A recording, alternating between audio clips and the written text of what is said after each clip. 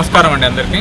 ఈరోజు కలెక్టర్ గారి ఆదేశాలు మరి మన ministry of tourism and culture వాళ్ళు కూడా ఈరోజు ప్రతి ఒక్క థియేటర్ని ఇన్స్పెక్షన్ చేయమని చెప్పారు. సో ఆ ఇన్స్పెక్షన్లకు సంబంధించి ఈరోజు ఇన్స్పెక్షన్కి రావడం జరిగిందండి.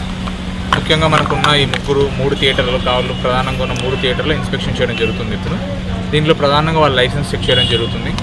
దాని తర్వాత వాళ్ళ ఫైర్ ఎక్స్టింగ్విషర్స్ అవి ఉన్నాయో చెక్ చేస్తున్నాము. అలాగే ఇందులో వాళ్ళ అడిక్వేట్గా పార్కింగ్ స్పేస్ అనేది ఉండాలి.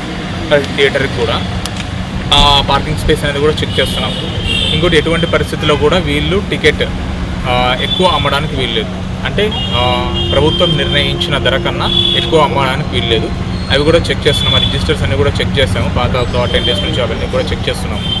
అవన్నీ కూడా ఇప్పటివరకు కరెక్ట్గానే ఉన్నాయి. ఇంకోటి క్యాంటీన్స్లో కూడా వీళ్ళు ఎంఆర్పీ ప్రైస్ కన్నా ఎక్కువ అమ్మడానికి వీల్లేదు. సో అవి కూడా చెక్ చేయడం జరుగుతుంది. ఒక ప్రైస్ కన్నా ఎక్కువ అమ్మినట్లయితే వాళ్ళ మీద తగిన చర్య తీసుకోవడం జరుగుతుంది. సో ఇప్పుడు ఇవన్నీ 2 ఇన్స్పెక్షన్ అయిపోయి కూడా జరుగుతుంది. పార్కింగ్ అడిక్వేట్గా ఉండాలి. ఈ పార్కింగ్ స్క్వేర్ ఫీట్స్ తీసుకొని నెంబర్ ఆఫ్ సీట్స్ ఎన్ని ఉన్నాయి, దానికి పార్కింగ్ ఎన్ని ఉన్నాయని చెక్ చేసుకోవాల్సి ఉంటుంది. ఫర్ ఎగ్జాంపుల్ ఈ థియేటర్కి 400 సీట్స్ ఉన్నాయి, 400 సీట్స్ ఉన్నాయి. సో ఆ 400 సీట్స్కి ఎంత అడిక్వేటింగ్ పార్కింగ్ స్క్వేర్ ఫీట్స్ లెక్క పెట్టాల్సి ఉంది. లెక్క పెట్టాల్సి ఆ 400కి ఎంత రావాల్సిందో లెక్క పెట్టి చూడడం జరుగుతుంది. క్యాంటీన్లో స్నాక్స్ కన్నా ఎక్కువ ధరలు ఉంటుంది. అంటే ఇప్పుడు క్యాంటీన్లో మామూలుగా అయితే ఎంఆర్పి ప్రైస్ మించి అమ్మకూడదు. సో ప్రజల మీద భారం అవుతుంది. సో అవి కూడా మీరు ఎలాంటి చర్యలు? ఇప్పుడు ఫర్ ఎగ్జాంపుల్ మనకి ఇప్పుడు సమోసాలు అమ్ముతున్నారు, దానికి ఎంఆర్పి ప్రైస్ కన్నా ఎక్కువ అమ్మకూడదు.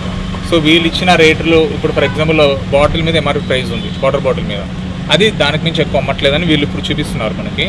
నెక్స్ట్ ఇంకోటి వచ్చేసి ఏదైనా కోక్ బాటిల్ కానీ ½ లీటర్ కోక్ మనకి బయట అమ్మేది ఒక రేట్ ఉంటుంది, ఇక్కడ ఒక రేట్ ఉంటుంది ఎంఆర్పీ ప్రైస్ అని చెప్తున్నాను. సో అవి కూడా నేను పరిశీలించినంత వరకు ఎక్కువ అమ్మలేదు. దాని మీద ఒకసారి వెరిఫై చేసుకుని చెప్తాను. సార్ పార్కింగ్ ఫీ వసూలు చేయకూడదు. పార్కింగ్ ఫీ వసూలు చేయడం నేను ఒకసారి చెక్ చేస్తానండి. అది పార్కింగ్ ఫీ అయితే మామూలు సైకిల్ స్టాండ్ దానికైతే ఉంటుంది, దాని మీద GST కూడా కలెక్ట్ చేస్తాను. అలాగే థియేటర్స్లో కూడా ఉంటుంది కాబట్టి దాన్ని కూడా కలెక్ట్ చేసుకుంటారు.